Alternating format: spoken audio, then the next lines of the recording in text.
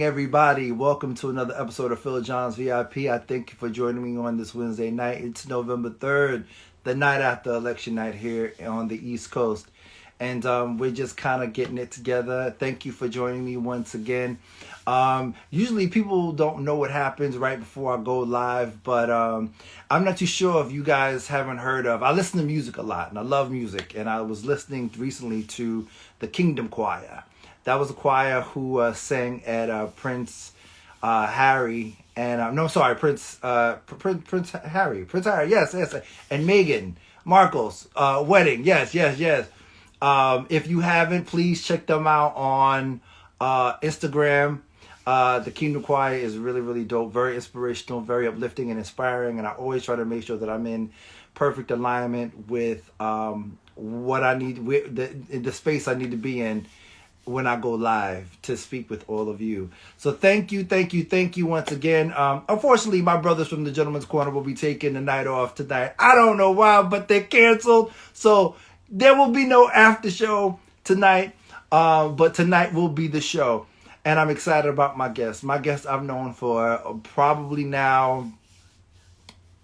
close to 20 years, I have to say. Yeah, about maybe, I'm going to say 17 years, maybe.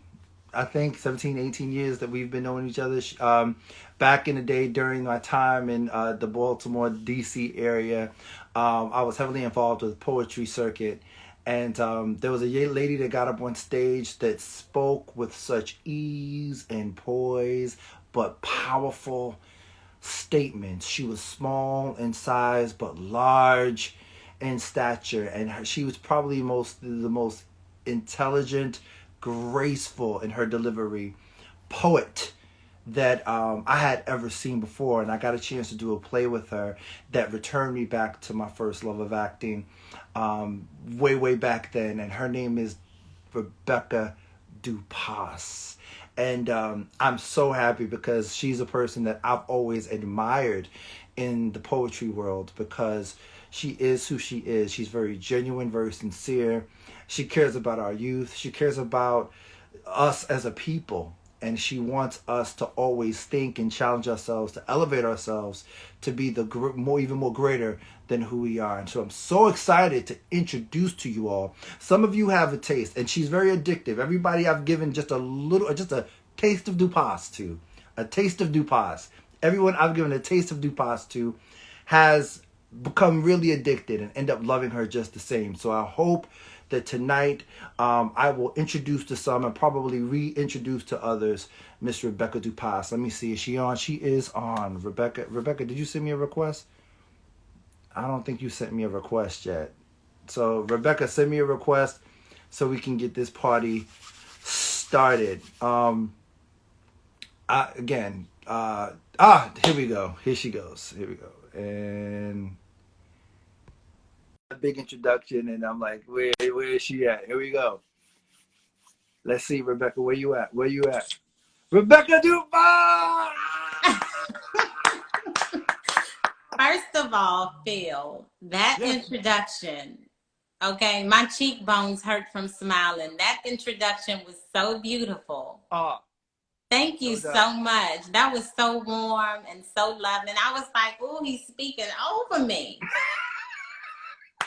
I'll take it. Thank you. It's the total truth, man. I'm so excited to have you on tonight. I'm excited to talk to you. I'm excited to be a VIP in this space, you know? Yeah. It's been so long, and I felt like I've never had it. Like, we've talked maybe like on Clubhouse or stuff like that, but me and you have never had a chance in a long time just to have a conversation. Yeah. So I'm so happy, and I've watched you grow and just continue to branch out and just kind of like develop and become a PhD, and now you're Dr. Dupas, and I'm so proud of that. I'm so proud to have been able to witness that evolution and that growth. And I truly do mean it. Everybody that I've ever said, just take a listen or watch this clip. All of a sudden it's like, oh my God, I'm following her. Oh my God, when is the next poetry reading? Because I think you've always come from a place where I really want to ask you, before we even get into the history of how you got into poetry, or how you started writing, or where all that came from. I really feel like, have anyone ever told you that you're an empath? I felt that sometimes, but I don't think anyone has ever spoken those words to me. Because it comes out in your poetry, it comes out in your words, everything that you say and how you deliver it. It's almost like you either have gone through it yourself, or you're really, or you've taken on the experiences and of other people, and you're speaking their voice Well, because you're first so of all, connected to it. I appreciate that compliment. I know that my poetry resonates because people tell me, Mm-hmm. like the conversations I have after a performance, whether it's in person or in the DM, like I've said something that somebody always wanted to say, or I've been able to articulate the feeling that they had, but they couldn't put words to. Mm-hmm. And I count that as a blessing. I feel like that's bigger than me. And Yeah. but when people tell me that I've been able to articulate their story, even though a lot of what I write is based on what I've gone through, that Mm-hmm. connection, like when other people talk about being empath, like I don't want to be self-proclaimed because I don't know. But Right. I kind of feel like, oh well, maybe I got a little bit of that juice. I don't know. Yeah, I mean, it's kind of like you tell the truth. It's like, even in acting, when we say, like, in order to connect with people, you have to be honest in your performance and everything that Yeah, you do. So I yeah. think you go in and you reveal certain things about your experiences, and you do it honestly. It's the truth that connects with people. It's the truth that heals people. And I think that's what makes it so profound. Thank you. So let's roll it back, Okay, right? okay. Where did it all begin for you? Where did you pick up your pen and say, I want to write something. I have something to say. I have a voice, and I want it to be heard. I started off journaling, which is why I think my poetry is so narrative and so personal. Because it was almost a transition, even though I went back to journaling, it was a transition in middle school from writing about my day and writing about what I was feeling to then trying to package it in a poem. Where I got the idea to make it a poem was from my mom and my sister because they wrote poetry before I did. And so I just remember trying it. I remember having this little poetry book in middle school, and it was all about the little boys I liked and, the friends I had and the friends I lost, or moving to Maryland from Louisiana. It was all personal experiences, but I don't know how this happened and why it was okay. But I remember my poetry book got passed around the cafeteria one day, and like people were just reading it, and kind of related to what you said earlier when they were finding resonance with my words. I was like, oh, I have something here. But yeah, it started middle school, definitely inspired by my mom. I always say that people, like, sometimes when we're inspired to do something, it's usually for other people, it's not for ourselves. It's things Yeah, that we go through and things that we experiences, or it's for other people. It's really not for us. And we that don't know lesson. that until it's shared, until we share it. Yeah, Right. yeah. So when you got to Maryland, see, because I met you through the whole spoken word scene. Um, and I remember, I can only remember the last line of this poem, but I Okay. remember, I remember um, you on stage. I'm not, was it the 5 season? It might have been at the five It seasons. was probably 5 seasons. And you said, just because you have a rap doesn't make you deep. Every Bama in a head wrap ain't deep. Yeah, that was my apologies. One of my first pieces that I performed in Baltimore. Yeah. My apologies, ladies and gentlemen. I won't be fitting into anybody's box. Some folks won't take my poetry seriously just because my hair isn't locked. They say that true revolutionaries wore the hair in an afro, but I step in stage speaking about a revolution, something, something, something, something. But yeah, I was trying to carve out a space for myself Right. because no one had said you don't belong here. But as a sister whose hair was relaxed at the time, walking into spaces, and kind of being different. And seeing how folks, maybe because of time, but how there were already relationships established, and I didn't necessarily see myself breaking through some of those. I had to write myself comfortable in that space. Yeah. And so I had to speak over my life.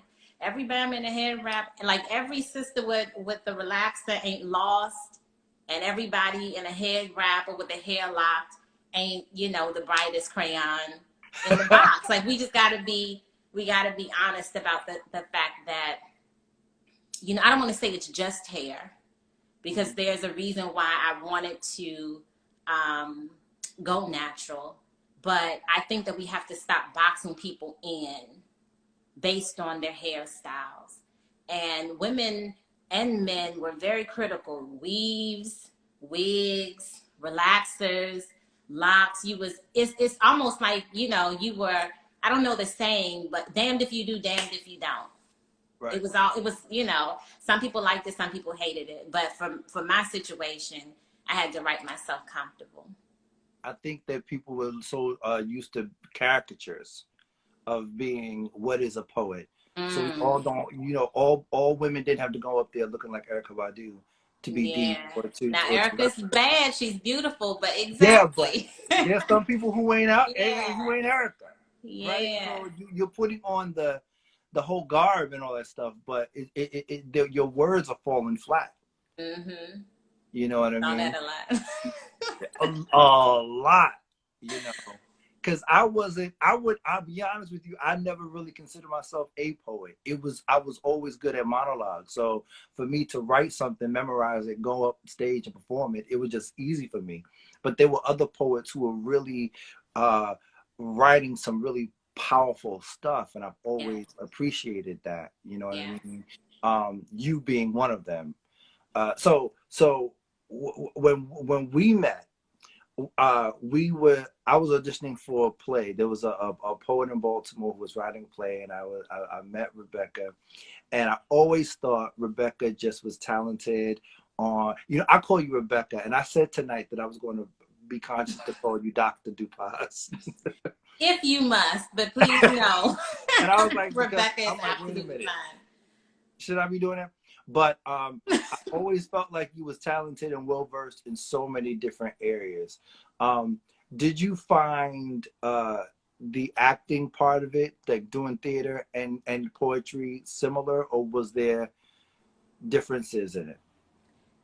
There are differences, but I'll tell you what the similarity is for me. Like in my mind, you have to put on to be an artist and a performer regardless. Like you have to be able to forget that the audience is there to a certain extent in order to like immerse yourself in the emotion of the piece. And so that whole idea of knowing that people are watching, but having this plan in place, for me, it was always a poem where I might have inserted a pause here or a chuckle there or a hand gesture to be like, boy, please, you know, like these were things that I planned. And so in a way, it's acting, you know, and I think that is what sometimes makes a good performance, not this, you know, grand theatrical thing, but sort of making sure that you're bringing the emotion to life. Actors do that, poets do that. But I think acting is different in the sense, at least for me, that those were not my words and those were not my emotions. And so I had to, and it was my first time acting, so you know I was paying attention to you because you are amazing. But what I had to do was own something that I didn't write and sometimes experience emotion that I might not have had in that moment. Like I see Angie's in the comments. I remember Angie and I had to fight. Now I fought before. I never wanted to. It's never been this technical thing for me where I was like, oh, I'm about to swing with my right arm, backed up, then hit him with this uppercut. Like I've never thought that. But in the play, not only did I have to grab anger and hold on to it, but I had to not see Angie, who is a friend. Right. And then I was supposed to step forward, grab, pull, she falls. Yeah. So that whole thing was so deliberate. it's this different mind game, I think, and I respect acting so much. Yeah, well, yeah, thank you. You're natural at it. I always say, like, well, I don't always say, um, B. Arthur, who played Dorothy on The Golden Girls, she once said that, she said, I've seen excellent actors when they say that they're in a comedy turn into creatures from another planet. Hmm. She said, but what I believe in is truth.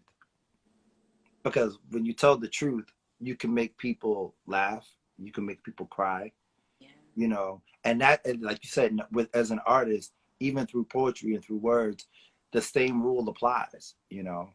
I can Yes. tell. I know when somebody gets up on stage and they're a failed rapper who wants to be a poet, and you end up singing, you end up rapping with no music, and we can tell. And it's happened 1,000 times. But then there are poets who, people want. It makes people want to go out and buy your book. It makes people Mhm. want to hear what you have to say. You know.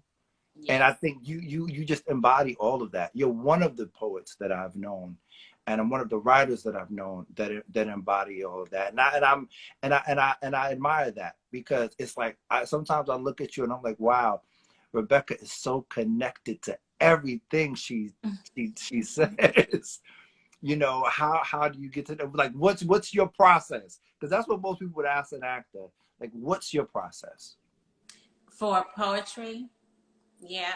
So it's different now. It takes me longer. I feel like it takes me longer to write. Like, I've been conceiving a poem for a couple of weeks.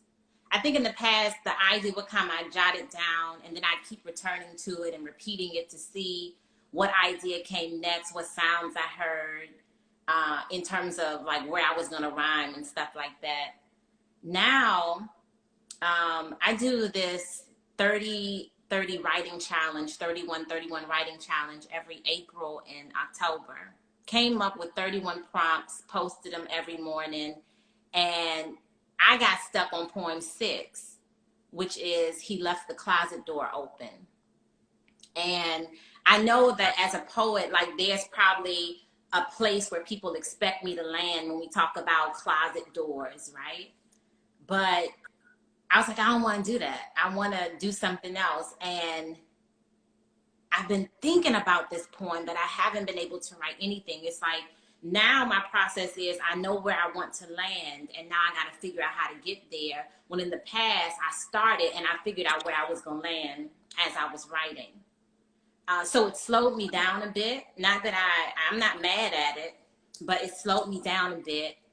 And then in addition, it's like, once I write it, if it don't feel good to my spirit, I gotta set it aside. I won't say throw it away, but I might like move it to the bottom of the poem. I can't say something because it sounds good. I can't say something because it might be good wordplay at the moment. Like, I gotta believe it. And the And way that my memorization works right now, if that thing don't sit right with my own spirit, I don't retain it. And right. so the poems that I'm sharing right now are poems that I done kind of went back and forth with. And I believe every word in that poem. Like, I stand behind, and it's not that I was being fake before, but like, I stand behind every part of that. And I think I've gotten more critical because I've put out maybe like 3 CDs of poetry. And like most artists, now that I hear it, I'm like, I mean, it was a nice poem, but if I was introducing myself to somebody today, I'd never share that piece.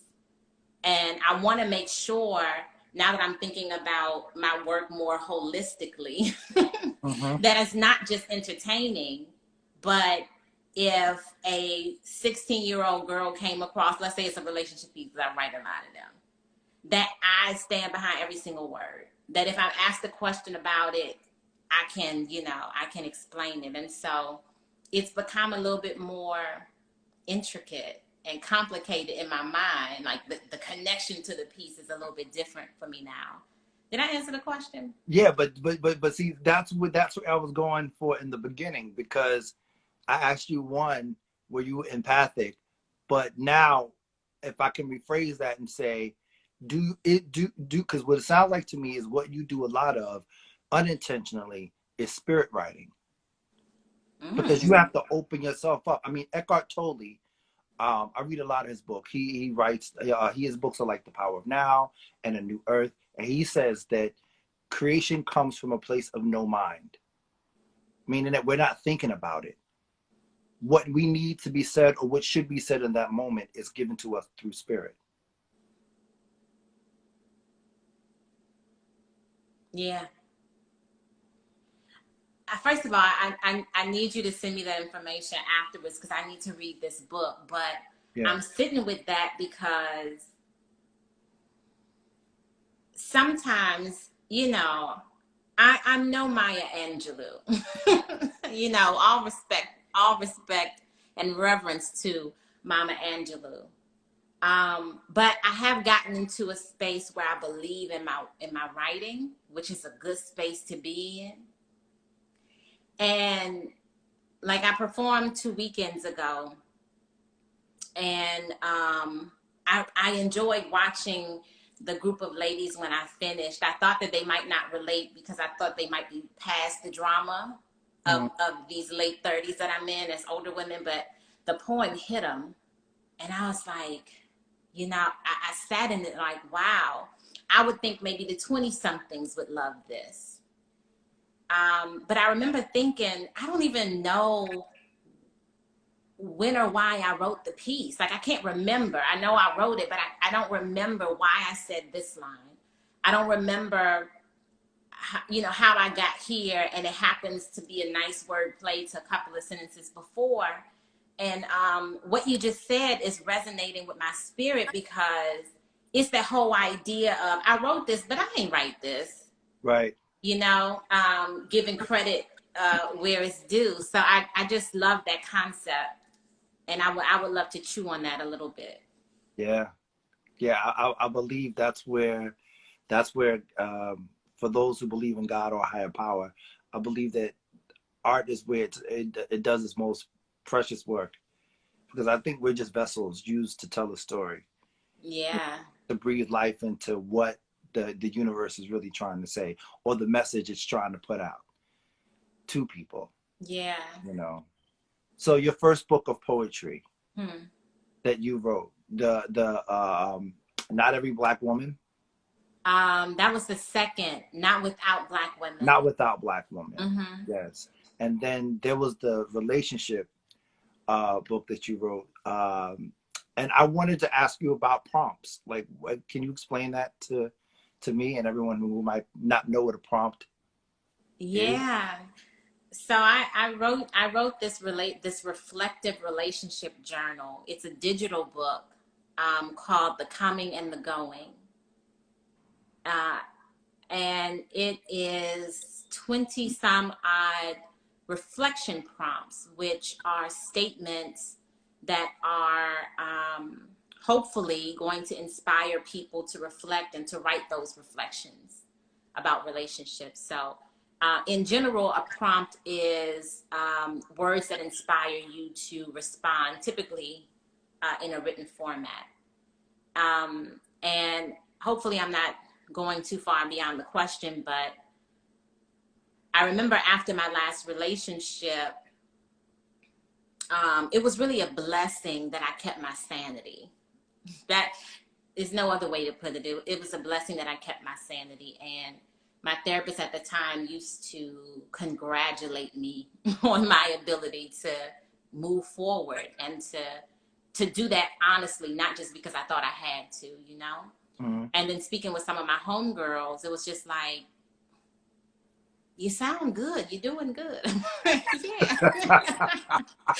And I wanted to package that. I really need to work on how I market that book because I think that it's really powerful. And maybe I need it in printed form to kind of inspire me to keep my head in it. But I came up with questions that I thought would help the reader give themselves grace for who they fell in love with, give themselves grace for how long they may have stayed in that relationship, and not feel like they had to be engaged in any type of toxic positivity where I'm good, I'm straight, it ain't nothing. You win some, you lose some, because you got to feel your emotions. Right. And Right. so with these prompts, I was just trying to pull Stuff together. that men are taught to do.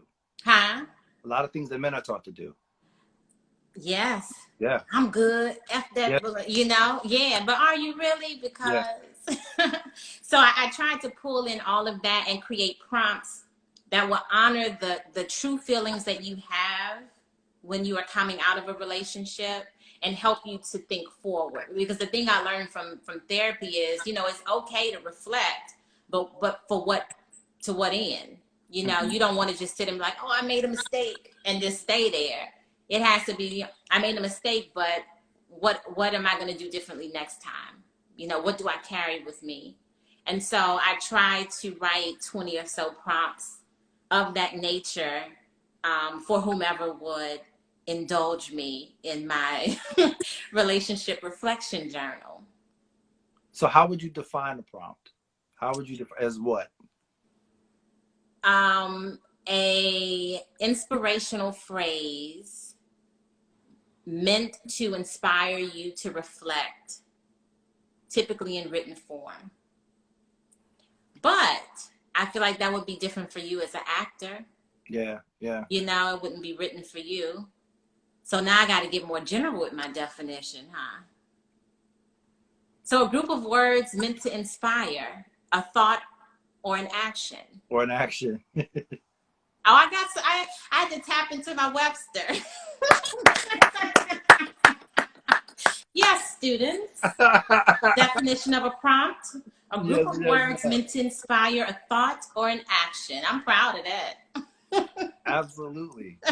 Absolutely. I think that a lot of what we do is a process, but when you come through it, we come out. Some people come out as victims, and some people come out understanding that they have power, right? Because Yeah. our things that we consider trials in our lives aren't really meant for us. It's meant for us to go and share and tell The other people. testimony. I said this before. I had a conversation with Rain Pryor last week, and I was saying how, there's a chapter in the Bible in the book of Matthew where Christ is teaching a Sermon on the Mount, and he says, you know, before you get the beam out of your brother's eye, you first have to get the beam out of your eye, right? Before you remove the beam out of your brother, so that you can. And a lot of people have misinterpreted that scripture. But what he really is saying is that how could I heal you if I myself have not been healed from the same trauma? I can't teach you about how to get through a divorce or a relationship where infidelity was at play if I haven't gone through that myself. I first have to heal myself in order to have the power to heal you, or to even give you the tools to show you how to be healed. Yeah. And so I think, Go I'm ahead. sorry, go ahead. No, finish. What were you saying? So I think that that's why we find ourselves, or we go through things. We have these experiences. So I feel like for now, I usually ask myself, what is this? What is this for? Yeah. This is for something or someone. There's a lesson in it for me, but then I know that down my journey, there's going to come someone that I'm going to encounter that's going to need to hear how I got through the situation. Yeah. Or how I overcame it. Yeah. Or just to say, you know what? It's a process. And I'm not fully healed, but I'm taking it day by day. Yeah, see, and there we go, because that's what I was sitting with. I'm not at all going to refute the Bible, Yeah. but what I was sitting with is, and I would love to look at that verse. The whole, I understand the piece of I need to heal from it in order to help you heal from it. Because before that last part, my biggest concern was Like, just because somebody has gone through something doesn't mean they can be a help to you. Like they could still have incorrect advice because everybody's situation is different. Yeah. So I'm gonna use a trivial example, but let's say it's two parents. I don't mean to go on the tangent, but let's say it's two No. parents, Go. right? Mm-hmm. And both of them have a situation where the son was stealing, and one parent beat the son, and the son stopped stealing, right? And they're like, "Oh, well, when my son was stealing cars, I beat his ass." And then parent number two is like, "Oh, okay," and they go home and they strike the child, and then the child strikes him back. Right. And it's like healing is the operative word, because what one person thinks they've done to heal might not work for the next person. So I was sitting in that, and I knew we could probably talk about that for 30 minutes, but I was sitting in the nuance that's needed in that situation. Yes. But again, the Bible says what the Bible says, and I am a believer of Christ. Right, no. But I need to chew on that, because that's deep. Yeah. You know, it's just one of those things that I've kind of reinterpreted for myself, because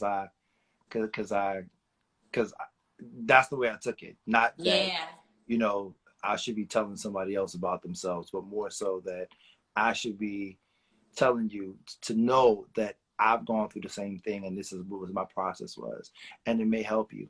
Yeah, but I'm with you, because that's what I feel like I do with my poetry. Absolutely. So I do understand it. It's interesting. Yeah. I was just talking about this today, like the desire to help and the need to sometimes mind your business.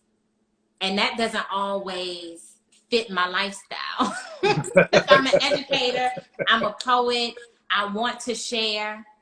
But there's a meme floating around that I really love that said the reason why you are exhausted is because something like you think you're supposed to fix everybody else's problems. Yeah. And it's interesting to kind of sit with that, because we do want to help everybody. Mm-hmm.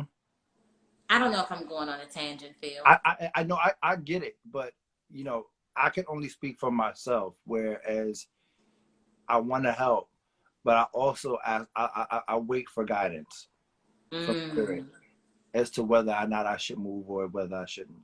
Now that's good. That's good, and I needed to hear that. Yeah. Waiting for guidance. I have to sit with that, because intuition might say, jump in there, you know, save it, fix it. But did I pray about it? Did I meditate on it? Yeah.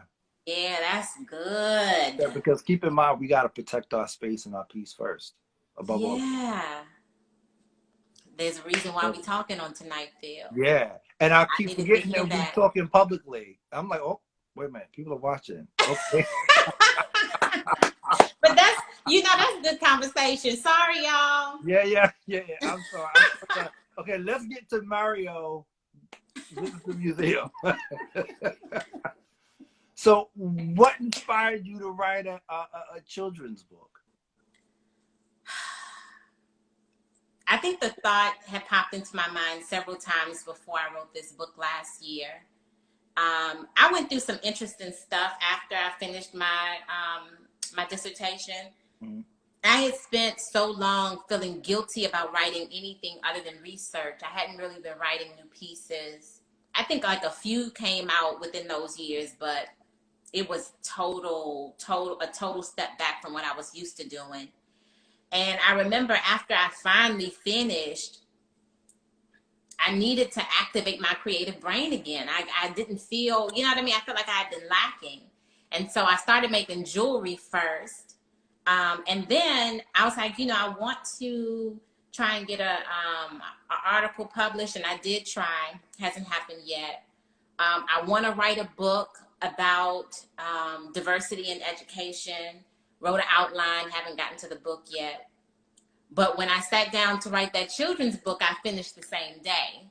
And I do understand there's a difference in the length of all of those things. But that creativity, just like the rings, it poured out of me. I was so ready for it. Right. But the inspiration is because I work in the museum field, former classroom teacher, and I do a lot of people watching anyway as a poet, you know.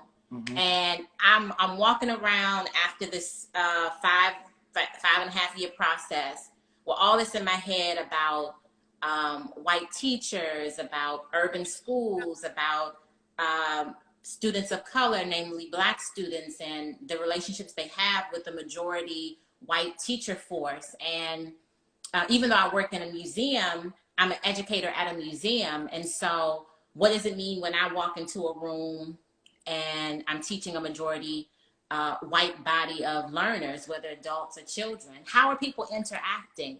How do people interact with a museum? And so people watching, this actually happened in an airport. The woman seemed to be Middle Eastern. I'm not always good identifying like, you know, where folks are from. So she appeared to be Middle Eastern. We were in an airport. I think I was with my mom, and her son was all over the place.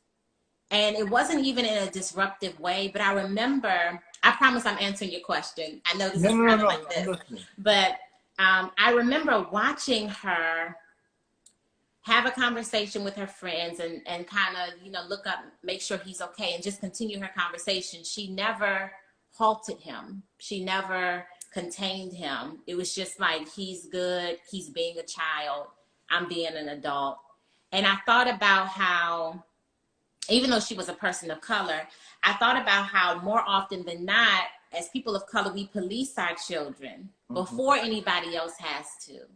So I remember that happening. It was in my brain. I wrote a Facebook post about it. It angered some people. I remember that. It was interesting. But that's in my brain. And then I'm at the museum. And I remember a day where some kids spit in the museum.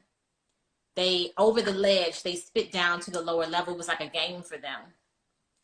And I was pissed. Right. Because we don't spit, okay? Right. So I remember running upstairs and I was like, these boys over here spitting. You know, I'm snitching. I snitch, okay? Right. So I'm like, these three right here, I just saw them spit. It almost hit a lady, blah, blah, blah.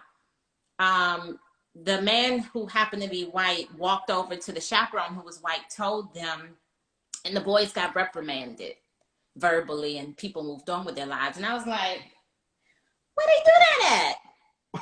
Because if these were Black boys, the act of spitting would be times 1,000. They would have been vandalizing property by the time the police got there. Right. They would have been assaulting people or like anything. And I was like, what are we doing? And I remember I was so upset.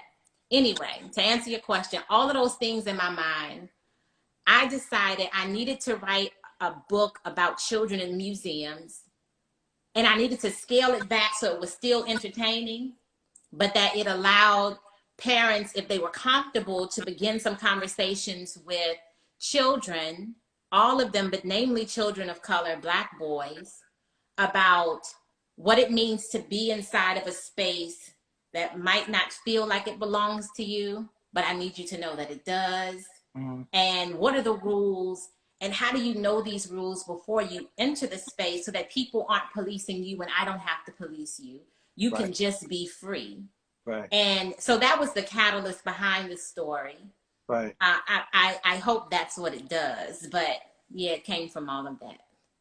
And I think that's so brilliant. And I think it's needed. Because I think that our children, and I said this privately before, that there's so many things that we have to write about. There's so many issues that we have to talk about before we get to the things that I don't believe that young children are prepared for mentally to digest. We're talking about dealing with parents with dementia, going to a museum, trying to figure out dealing with parents who are incarcerated. Yeah. How could we create a story behind that to let them know that the reflection of your parent, the decision from your parent isn't a reflection on you. Like Yeah. you still have all the opportunities and advantages of everyone else. We have so many things that we can talk about, but unfortunately, we have a machine that Mm-hmm. doesn't believe in putting their money behind the things that I think matters the most. Yeah. And I wanna definitely shout out these um self-published authors who Absolutely. don't have the machine behind them but are creating these stories for our children. It is unfortunate how often we're overlooked by like literary agencies who are looking for the next big thing that sometimes is not black unless it's on trend. Mm-hmm. But even dabbling on Clubhouse, like people are writing. They're Mm-hmm. writing about having attention deficit. They're writing about having two mommies or two daddies. They're writing about losing a limb. The sad thing, though, is that these books are not highlighted. And they're the books that are going to make children feel more comfortable. Yeah. But you got to search for them, and it's a few people in the community that got their head to the streets that can direct us. But those people don't have microphones. Right. You know what Right. I mean? So it really is a cycle of some of the same Even what stories it's being. about, even what it's about to be a multicultural kid. You know what I mean? Yeah. How do I identify? Okay, I may have my father may be African American, my mother may be Latino, but my grandparents may be from, Yeah. it's just Yeah. it's Yeah. it's so, how do we know that, how do we talk about that? And for me, and I know this is going to go on topic, but it's just, what is blackness? What does blackness mean? Because it can't be contained to one particular thing, because we Yeah. are all things everywhere. We don't all is We're not a monolith. We don't all think alike, have the same Mm-hmm. experiences. We don't all speak the same languages. We don't all come from the same place, you Yeah. know. But that there's a core identity that we all have. You understand? And I just feel like there's, like I said, there's a plethora of so many different issues. Who was that? Somebody just gave me like a long. Hey, my brother McLean, thank you, from the Gentleman's Corner. Thank you for tuning in. Um, you would be surprised with the stories that children have to tell when someone is listening. Their own stories go beyond what you could imagine. Someone young experiencing at their age, and yeah, Mm-hmm. it goes beyond that. But we're not talking about that. We're talking about things that I think that they're not prepared for yet. Let's go back to the basic thing. That's why I miss. I'm an old head. I miss the electric company. I miss 321 Contact. I mean, all of these shows served its purpose, whether it's Yeah. about teaching kids how to read, teaching kids about science. Mr. Rogers, just the morality Reading and the Rainbow. value system. Reading Rainbow. Yeah. There's so many that I feel like that we I think we've gone off track. Yeah, but I appreciate that. Rebecca, I'm telling you, time is moving, and I'm like so caught. I'm like, Phil, get it together, move, move, move, move, move. Don't go too deep, because I know I'll go deep with it. So, moving forward, um, I have my 5 questions that I ask every guest that they come on, Okay. and you can feel free to answer them however you choose to. Okay. Okay. I call them. I always tell people, I don't know. Oprah hasn't, called to ban me from doing this yet, but, um, I call them my 5 Super Soul Sunday questions. So feel free to answer them. Everything. Paul, Gentleman's Corner. Yo, let me tell you, Rebecca. I don't know if you know about the Gentleman's Corner, but these are 4 brothers who come on every Wednesday night after me at 9 o'clock. And if you want to hear what men are talking about and what men are thinking, Yeah. just tap into their show every Wednesday night at 9 o'clock and just Okay. take a listen. I guarantee you, you're You've gonna want to mentioned the try. Gentleman's Corner a couple of times, and now I'm curious. Oh yeah, So yeah, I will yeah, yeah, yeah. I'll definitely check them out. Are you a part of it? Yeah, we're connected through my brother Tuffy Questel, who is a casting director, and Okay. very like he's like him and Donnie Wahlberg got this bromance going on. Him, Donnie, D Nice, all of them. So they connected us all, you know, and they started their show, and then I started mine, and we just support each other, because we feel like our presence is needed. Mm-hmm. Um, Mm-hmm. who we are is needed, um, and representation of this side matters. But not tonight. Not tonight. Not tonight. Not Tonight they canceled their show. I don't know what's going okay. on. They ain't coming on tonight. But but usually every Wednesday night at 9 o'clock they follow. Okay. Okay. All right. So here we go. All right. What do you know about the industry that you're in right now, um, opposed to when you first got in? I know. As an artist and a writer. Yeah. I know that there are younger poetry hosts, not even that much younger, but younger poetry hosts that are in love with the scene in a beautiful way. Um, that seem, because I haven't been out as much as I used to, but seem to be um, committed to the idea of growing and nurturing artists and providing a space where people feel comfortable. I feel like from what I'm seeing and hearing, there's this desire for open mics to be a safe space.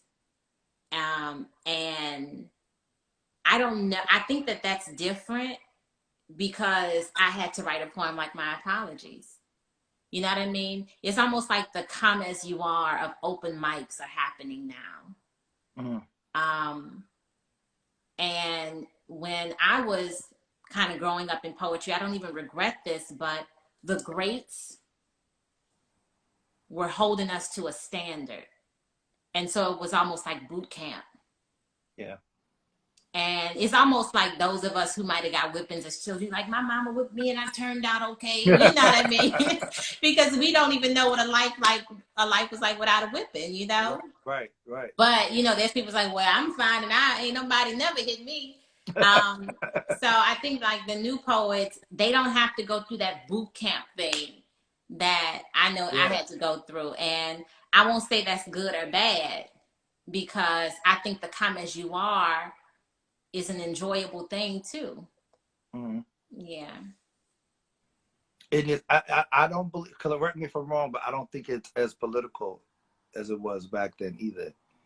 Yeah, because I feel like it was even more political when I was new. Like I feel like the political thing kind of faded Yeah. away a little bit. But yeah, well, you know what? I'm gonna take that back because there were people who complained at Warm Wednesdays and felt like Wall and I had favorites, and um, yeah. So you know, it was we had some political stuff going on as well, in group, out group. And I It's did that have list. favorites, but I tried That to get list. there. I remember my first time at the Five Seasons. I think I was number 5. By the time I went up, I was like number 14. Mm-hmm. I just kept getting pushed down. You And know. the difference is, you know, that you knew us, Yeah. and it could be like, yo.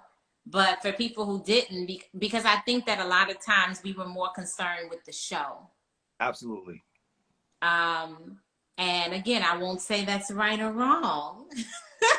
Right. But that was definitely a greater concern for momentum. Like it just don't make sense to put this person after this person. It was more curated. Yeah. I do think it was more curated, and that comes with consequences. Shows Yeah. are less curated now. You sign up at 7, you go 7, Right. almost everywhere. And Today? so I feel like it. I Wow. could be wrong, but I feel like it. Like when I think about going to Bus Boys, um, yeah, I don't think folks getting bumped down 10 spaces in 2021 and like going home unscathed. I don't think it's happening nowadays. I don't think it's happening. But Those you are might good have to ask times, somebody else. those are good times. It made you strong. It made you tough. Tough skin is important. Let me tell you, everything has prepared me for this moment. That's the way I look back at life. It was so many people who would roll up on me, but they wouldn't roll up on Walt. Yeah. About not getting on the list, like I was hosting by myself, and a lot of them were males. Yeah. I just get pulled up, and I think the only reason why I didn't flinch or like worry is because I recognize, oh, so you gonna talk to me, but you gonna talk to him? Okay. Yeah. I'm gonna let you finish. You know, I'm a Kanye West. I'm gonna let you finish. But yeah, my skin is thick. I've been through the fire. Thank God for that. What advice would you give your 19-year-old self? Relax. You're fine. I think those would be my 3 words. Relax. You're fine. Um, I let me think. 19, just getting to college. Actually, I take that back. When I said relax, you're fine. That might have been my older self. That was my post college self. In college, I was just free and loving it. I wasn't too concerned about. I was wearing my hair in 2 puff balls. I was, you know, I had my love turtlenecks then too. I don't know what I was putting together, but I was BSUing it up. I was the president. I was the PR chair. I was leading protests. Right, right. I was free in college. I think I would tell my 19-year-old self, good job. Wow. I would tell my 19-year-old self, good job. Um, but even though you didn't ask this, I would tell my 25-year-old self, relax, you're fine. Right. Because I started overthinking a whole lot. I think that's when the inhibitions kick in. And 25? Yeah, like in your 20s, you start getting a little like, maybe I shouldn't do that. Yeah, and then you settle in your 30s, like, you know Yeah. what you Yeah, I think so. All right. So, what feeds your spirit? Thrifting, good conversation, a cup of tea, even if I'm just carrying it, a fine man, as rare and scarce as that may be in my life right now. My puppy, a good Netflix series, a space heater, Ah, ah, a good dessert, preferably apple pie and vanilla ice ah, cream. Jesus. Don't. Yeah. That was that's simple. All of that. With caramel on top. Oh no, you can keep the caramel, Ah. Phil. You keep the caramel over there. I need a thick crust, a bit of cinnamon and nutmeg. And I need French vanilla. Don't give me no regular You about vanilla. to I don't send me want in a vanilla relapse. bean. You about to send me in a relapse. I've been doing good. Okay. What do you want your legacy to be? Um, First of all, Angie, I see you. We are taking referrals. I need somebody to hook me up with a cousin that they know is a good guy at this point because All right. it's a Y'all, mess out y'all here. Rebecca Dupas is open and ready to The DMs are date. closed. The DMs are closed, but the applications are open. Okay. Oh yeah, yeah. The But diva I'm mentioned no sorry. way Let to me say. answer Oh your. yeah, she mentioned food and I lost it. I've been trying. I'm telling you, January. I'm giving up sugar. I'm gonna try 30 days, no sugar. January. I'm not even gonna front like I'm gonna try to do it now because it's not gonna happen. It's too much sweet potato pie and all that stuff around. Yeah, And it's but coquito season. Christmas So comes I'm with not snacks giving up and coquito. okay. More power to you, Phil. Yeah. Yeah. All right. What was your question though? I apologize. Um. Uh. I said, what do you want your legacy to be? I want to continue on the path that the Lord has laid before me, and I would love to leave behind poems and published works that impacted somebody's life in a positive way. Um, I'm not yet a mother, but I would love to leave the legacy of being a wonderful mom and raising um, a confident and intelligent son and daughter. Them Dupas kids, I would like that to mean something, even though my last name will change. But the reason why I bring that up is because um, I don't mean this at all in a negative way to my family on my father's side, but one of the things that I remember as a young child was when I went home, people, when they realized my last name, they would say, "Oh, you were Dupas. Oh, you one of them Dupases," and I never knew what that meant, but it didn't feel good. And so I think there's a part of me that is eager to leave a legacy that is family. You know what I mean? Mm-hmm. I love my last name. And I love the people with it. But I feel like I want to weave into that story just because I never liked the sound of, "Oh, you one of them Dupas." Them Dupas? What do you mean? You know? So yeah, I think as a writer, um, I want to inspire folks. I love this question, Phil, because I don't think I found the thing yet that I want to do. Mm-hmm. I'm sorry, I'm going to rephrase that based on a conversation I had with my therapist. It's not that I haven't found it. I just feel like there's a different level I'm supposed to reach with the passions that I have. And so I don't know if it's poet, speaker. I don't know if I get to act again. I don't know if I'll become a host, but I just feel like there's something else for me in this artistic space.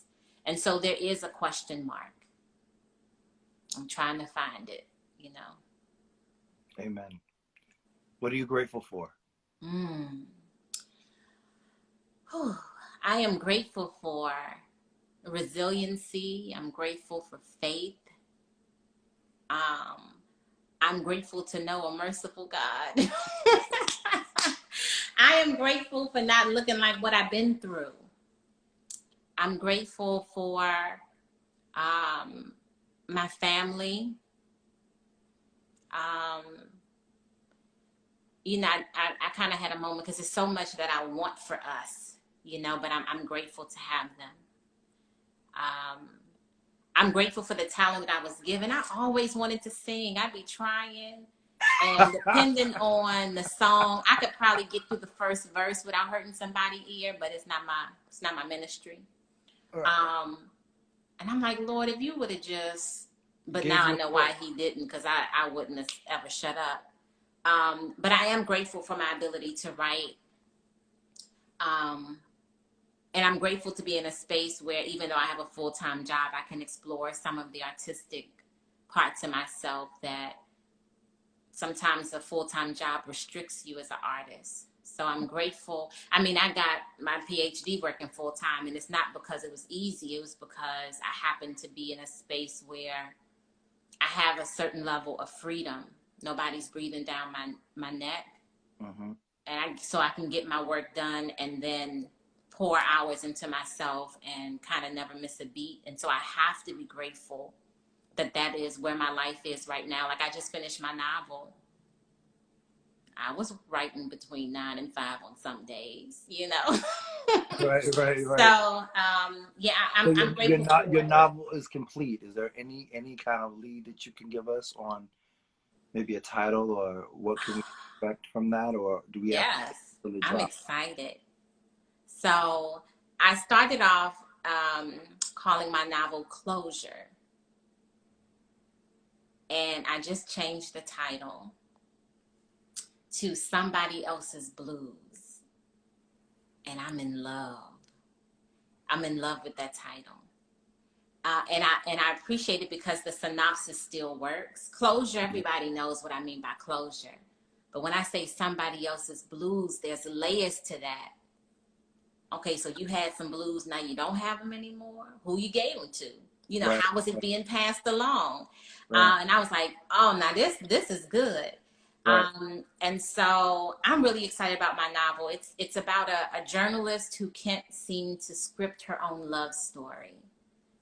And she is exiting a toxic relationship, doesn't want to date, but then is introduced to this new love interest. But they're both, I don't know, battling ghosts from their past, like past relationships that are still haunting in a sense. And so it's a lot going on, and I'm really excited. The stage that I'm at now, I need to hire a professional editor just to make sure I ain't missing no commas and whatnot. Right, People like, right, she got right. a PhD, she can't even write a sentence, I can't have that happen. Angie just said she heard the music in the movie in her head. Angie is real good with that, and me and her need to have a conversation because she can probably hit me with a lot of quality visuals of things like, what I see, and I'm like, oh, I could maybe on the cover I could add, blah blah. So I have someone working on the cover, and it's coming real soon, and I'm really excited about it. Well, if I can assist in any way, just let me know. I will. And I'm down. Whether you need me to do a voiceover or something. Hey, okay. I will. Holler at me if you do the audiobook. I will. I need some information on that anyway. And after this, clearly we need to talk more. So I'm gonna hit you up for some. Because I'm way over time. I'm always good with time. How long is it supposed to last? We were supposed to have been off this thing about 5 minutes ago. Oh, sorry. So it's like I'm caught up in the conversation. People are still here. I'm thankful that you decided to join and have a conversation with me. I'm looking forward to it. I've been wanting to do it for a while since I reached out to you, I think back over the summer. Yeah. That I wanted to have a conversation with you and bring you into the V.I.P. and kind of have a public conversation about the woman I've always introduced other people to. So thank you for joining me so much, Dr. Rebecca Dupas. Thank you, Phil. First of all, I love you. I love this space. I love your energy in this space. Thank you. I love your questions. I love feeling like, you were familiar with my journey, like in the questions that you asked. And I'm excited to meet the what's the after party crew name? Oh, the Gentleman's Corner. The Gentleman's Corner. They on here watching. Yeah. McCain was like, yo, the DMs is closed. Yes, brother. The DMs is closed. I need recommendations at this point. I need recommendations. What do you call them on an application? I need references because it's just sad and scary out here, man. Yeah, life is crazy right now. You gotta know who's sane and who's not. That could be a whole nother conversation. And funny. Thank you, Casey. Appreciate you for tuning in. Thank you, my sister. And so I'm gonna let you go. We have to get offline. We'll have some kitchen table talk, and we'll definitely share some more.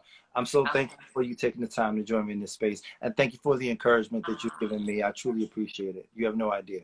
You're welcome. You're welcome. And thanks, everyone. This was an absolute pleasure. Good night. We'll talk soon. Good night, everybody. All right. Bye.